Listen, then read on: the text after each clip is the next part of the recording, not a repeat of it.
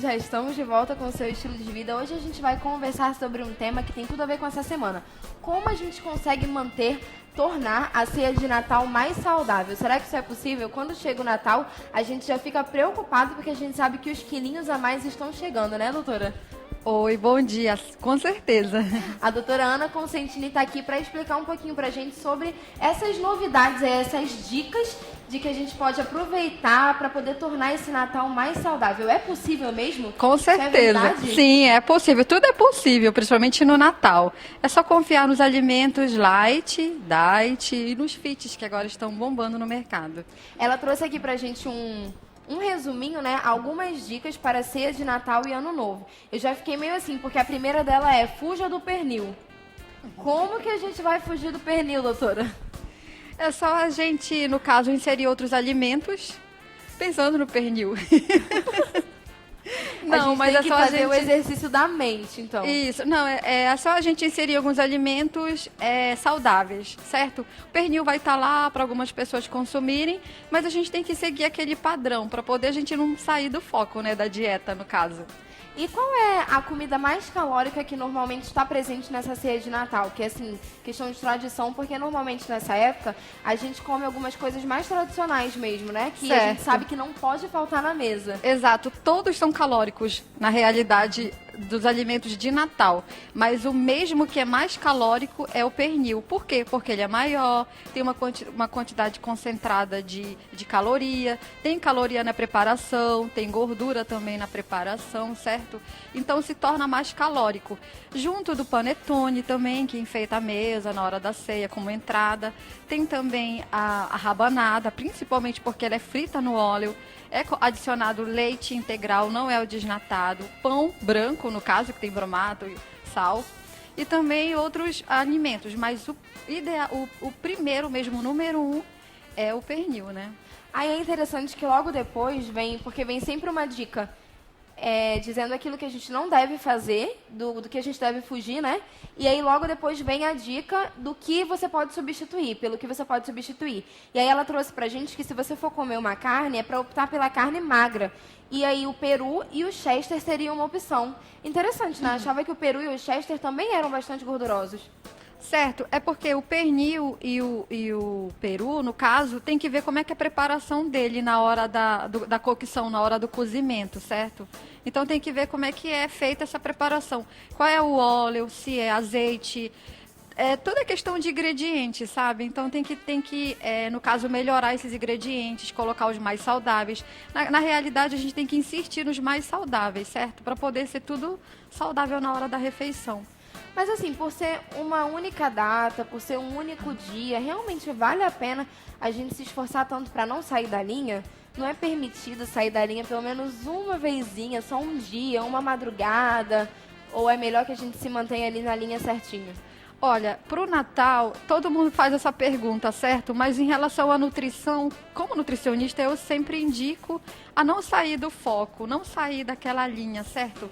Mas no caso, se você quer consumir junto com a família, tem que pensar na quantidade, certo? Se eu vou consumir, digamos, 120 gramas de peito de peru, junto com rabanada ou panetone, ou outros alimentos condimentados e pastosos na ceia, então o que eu tenho que fazer? Diminuir a quantidade. Eu vou colocar só 80 gramas desse peru ou desse chester, certo?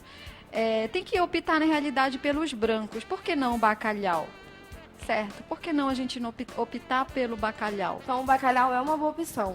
Uma boa opção porque é fonte de ômega 3, 6 e 9.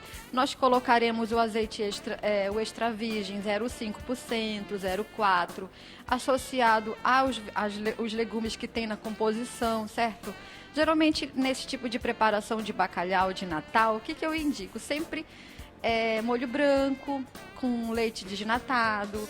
É uma troca, simplesmente você sai do calórico para o não calórico. Tudo é uma questão de preparação e de bom senso.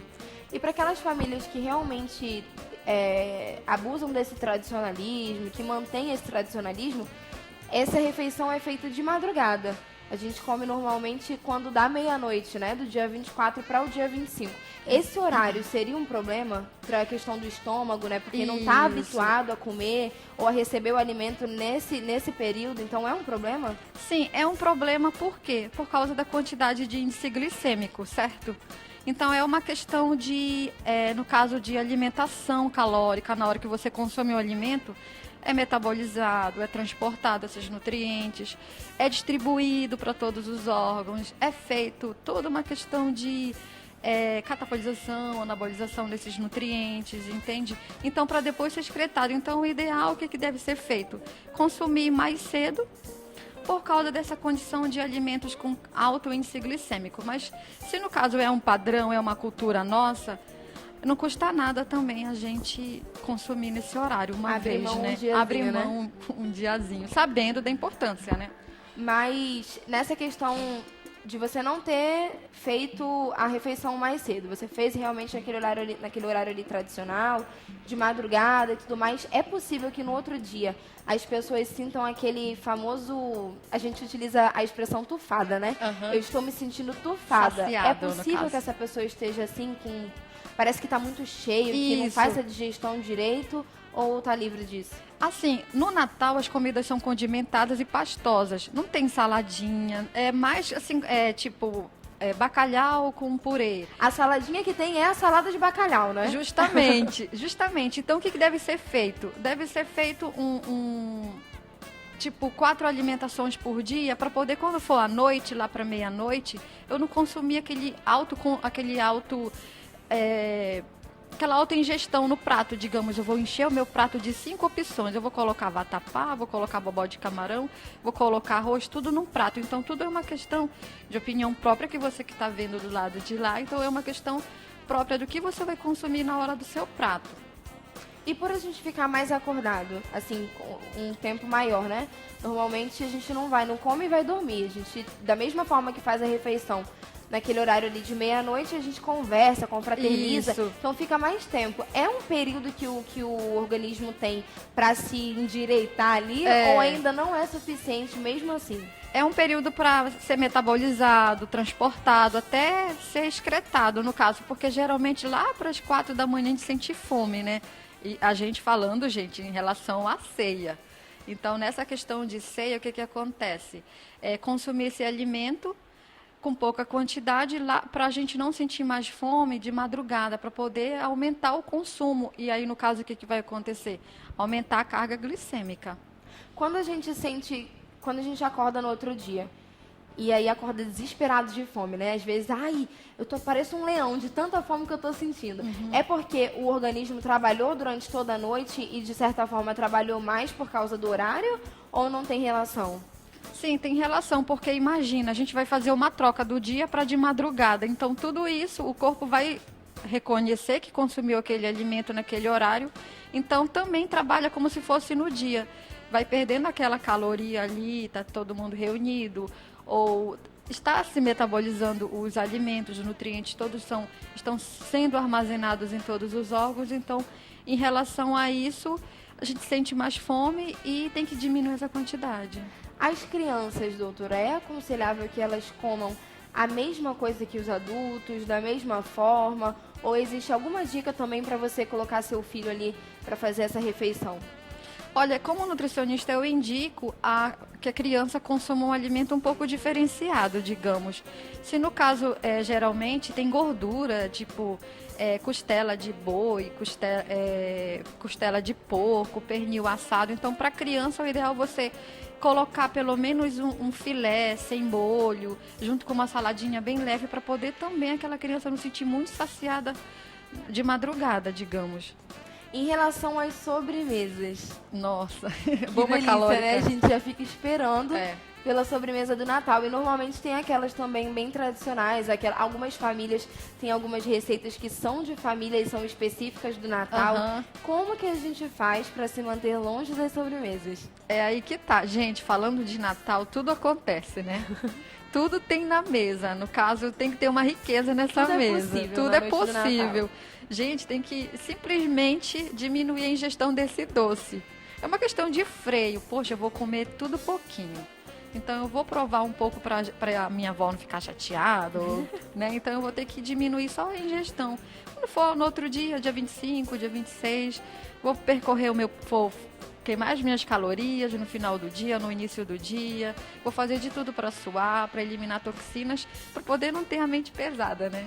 E quem tem vó sabe disso, né? Sabe. Normalmente é assim, tem 5 netos, então são 5 pratos diferentes no mínimo, porque cada um pede o seu prato específico, especial do Natal, um doce e um salgado, e aí quando você vê, imagina, se tem 5 netos, um doce e um salgado, no mínimo 10 pratos. Isso. E todo mundo quer experimentar de tudo, né? Justamente. Aí a família traz, a fulana vai trazer X, a outra vai trazer X, então tudo acontece. Fora que o refrigerante está sempre presente. Infelizmente, poxa, refrigerante, fonte de oxidulante, edulcorante, emulsificante, sal, açúcar na composição.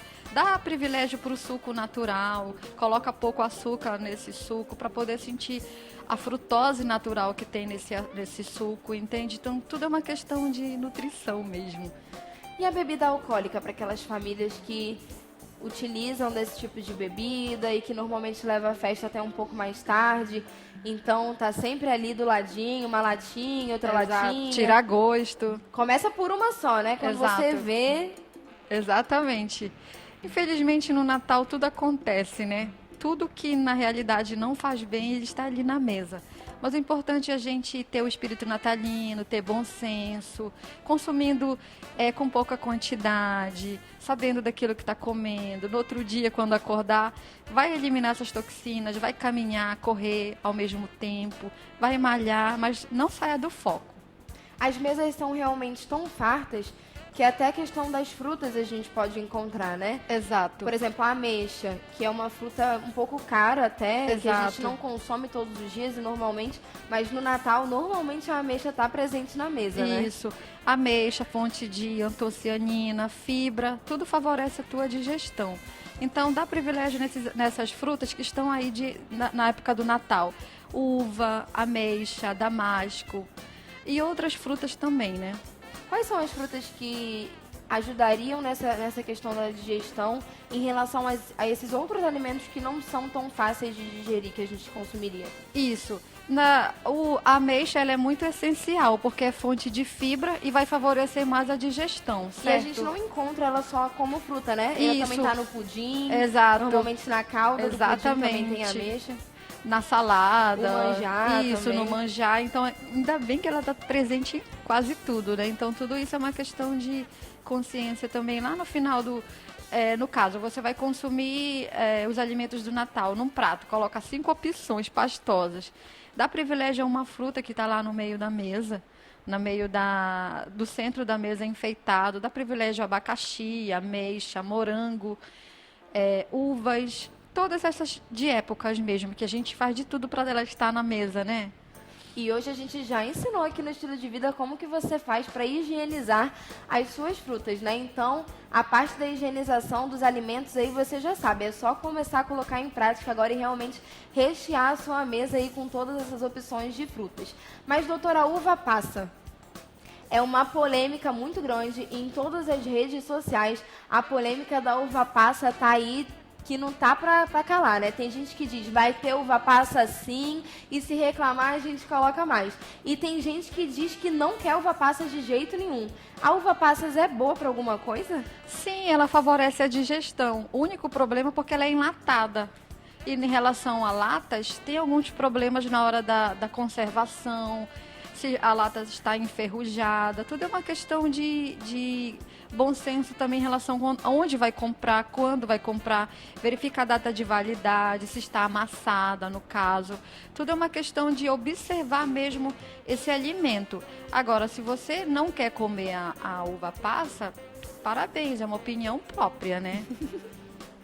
Em relação a esses pratos que levam alguns tipos de fruta, por exemplo, às vezes na salada tem aquele pedacinho de maçã, taça da felicidade a uva também, isso, a questão do salpicão, que às vezes também tem essa uva passa. É legal que a gente misture a alimentação salgada com as frutas ou o ideal é que seja ou salgado, ou fruta, ou doce, totalmente separado? Como que a gente lida com isso? Na realidade, é sim correto misturar os doces e os salgados na hora de uma preparação, no caso o salpicão, certo? Por quê? Uva vai favorecer a digestão também, certo? Então, junto com outros alimentos, o que vai acontecer? Vai dar mais sabor. Um salgado casa com doce. Então, tudo isso é uma questão também de biodisponibilidade de nutrientes, certo? Então, não faz mal. O importante é consumir esse alimento corretamente e também na hora do armazenamento. Se no caso eu vou fazer o meu salpicão, eu não vou provar com aquela colher, colocar na minha boca e depois colocar de novo naquele pirex. Por quê? Porque vai amargar, já tem algumas questões de bactéria, então pode amargar e pode ficar muito azedo, entendeu? Então não pode oferecer ao consumo. Em relação às castanhas, normalmente elas estão no meio daquelas frutas cítricas, né? Exato. Aquelas frutas cristalizadas. Sim, você fala das oleaginosas, Sim. Pistache, castanha do Pará. Tem dois tipos, né? Tem essa questão da oleaginosa, mas também tem aquela que a gente coloca no forno. Não sei se a senhora conhece, na minha família tem essa tradição. A gente coloca ela pra ferver, e aí depois descasca, e ela é um pouco molinha. Ela não é nem muito dura, nem muito mole, mas ela é, assim, é maleável. Entendo. E aí come, não sei qual é o nome, qual é o tipo da castanha que eu tô dizendo, mas existe um tipo assim também. O ideal é consumir, até porque todas as castanhas, as frutas oleaginosas que a gente dá o nome, elas são fontes de selênio, magnésio, zinco, mas o principal dela mesmo é o selênio. O selênio vai favorecer na digestão, certo? E ele vai dar mais biodisponibilidade daquele alimento que você vai consumir junto. Sempre nozes vai favorecer a biodisponibilidade. Ainda bem que tem essas opções na ceia de um Natal, certo? Tem os prós e os contras. Então a gente vai valorizar os prós, né? Seria o caso daquele coquinho também, né? A gente popularmente chama de coquinho. É um redondinho bem pequenininho assim. É muito pequenininho, né? E a gente usa o soquete para poder quebrar. Para poder comer a parte branca. Isso, tá dentro dele. Tem um óleo ali. Certo? É bom que a gente consuma muito também. Bom. Muito bom, sim. Tanto ele quanto o maiorzinho. Tem sempre um maiorzinho e um menorzinho, né? Isso, fonte de selênio. Todos eles têm esse mesmo tipo de característica. Todos têm, mas o principal é a castanha do Pará ou da Amazônia ou do Brasil, que a gente costuma dar o nome, certo? E que no nosso caso é mais comum, né? Então a gente mais encontra comum, com mais facilidade. Exatamente. Aqui em Manaus nós temos o pistache, macadâmia, amêndoa, nozes, castanha da Amazônia e só. O que seria o pistache? Pistache ele é uma fruta oleaginosa que tem muito na região sul, que é acompanhada em outras preparações natalinas, principalmente para decorar, digamos. Podem triturar, ficar bem cubinho, e aí dá para colocar por cima daquela torta ou daquele sorvete de chocolate ou pudim de outro tipo de preparação. Fica muito essencial e favorece a biodisponibilidade. Existe até o sorvete de pistache também hoje em dia, Exatamente. Né? É um pouquinho difícil de encontrar, Exato. Mas também existe. Exato. E seria uma opção saudável de sorvete, muito, então. Até porque eu até trouxe para ela ver algumas receitas fits. Tem, no caso, bolinho de brigadeiro feito com batata doce. Olha que legal, batata doce, fonte de antocianina. E aí com chocolate meio amargo, certo? Então tudo isso vai casar na hora da troca. Ao invés de eu consumir aquele brigadeiro fonte de gordura trans, saturada, açúcar, eu vou fazer uma troca por brigadeiro de batata doce com chocolate meio amargo. Vou fazer um pudim de leite desnatado com claras só de ovos. Então, tudo é uma questão de trocar aquele alimento calórico para o mais saudável. E tendo a mesma ideia, a mesma estrutura natalina, tendo aquele foco, certo? Todo mundo reunido, nossa, eu vou provar o teu brigadeiro de batata doce, que legal. E já leva a receita para outros locais, né? Vale a pena até a gente diversificar um pouquinho essa mesa que já é tão tradicional, né? Exatamente. E aí se torna mais saudável o avô, a avó, todo mundo vai entrar no clima. Eu realmente estou com as receitinhas aqui que ela trouxe pra gente e a gente vai fazer uma brincadeira. Como vocês sabem que a gente gosta bastante de interagir através das nossas redes sociais, Todos os dias da semana agora nós vamos postar lá, nós vamos colocar um tipo de receita para você fit, saudável, que você pode estar inserindo aí dentro da sua ceia natalina. E aí, se você se interessar, se você tentar, e se realmente der certo, se tiver lá presente na sua mesa, você pode mandar pra gente no dia do Natal, dizendo, olha, minha ceia da madrugada passada foi maravilhosa e eu incluí a receita aqui da doutora Ana Consentini. E a gente vai ficar super feliz por causa dessa interação. Agora a gente vai para um breve intervalo, mas daqui a pouquinho a gente está de volta. Se eu fosse você, eu não saia daí, porque ainda tem muito pra gente conversar, pra você saber aí de que forma você pode tornar essa sua ceia de Natal mais saudável.